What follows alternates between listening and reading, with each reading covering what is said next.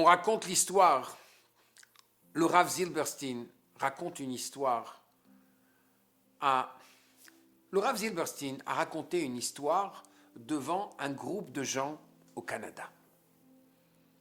Le Rav Shmuel Hefer, un grand éducateur en Israël, vient devant le Rabbi de Lubavitch pour lui présenter les plans d'une nouvelle école. Le Rabbi, au lieu de regarder les plans, les a mis de côté.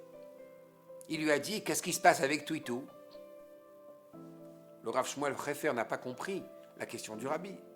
Il l'a donc répété. « Qu'est-ce qui se passe avec tout et tout ?» Et là, tout d'un coup, il a compris. Il a vite terminé l'audience privée avec le Rabbi.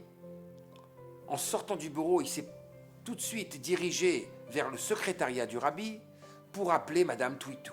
Madame Twitou, dites à votre fille qui a été renvoyée la semaine dernière de revenir à l'école.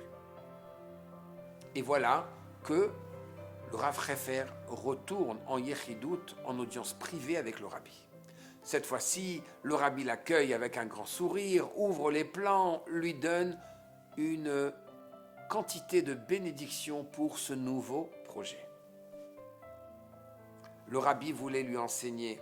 Une école avec 100 ou 200 élèves n'a de l'importance seulement si l'individu a une importance.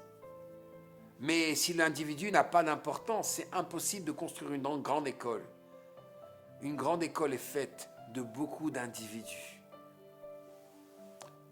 Et voilà qu'alors que le Rav Zilberstein raconte cette histoire, une dame se présente et demande à parler au micro. « Bonjour, je suis Madame Twitou.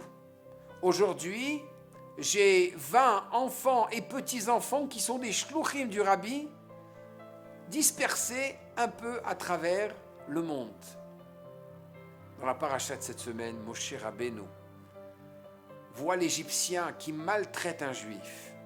Et le passouk nous dit « Vaïfen kova kova yarki en ish » il s'est tourné à droite et à gauche pour voir qu'il n'y avait personne, il l'a donc tué. Mais Rashi nous explique qu'est-ce que ça veut dire qu'il a regardé à droite et à gauche. Il a regardé si dans la descendance de ce Juif, il a regardé si dans la descendance de cet Égyptien viendrait quelque chose de bien. Et en effet, il n'y avait personne, donc il a tué. On ne sait pas si un élève a une descendance qui va peut-être transformer le monde. Notre vision est limitée.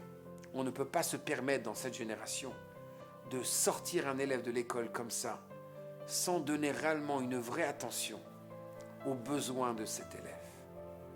Alors réfléchissons 2 fois avant de sortir un élève de l'école, de le renvoyer de l'école. Prenons le temps d'apprécier l'individu.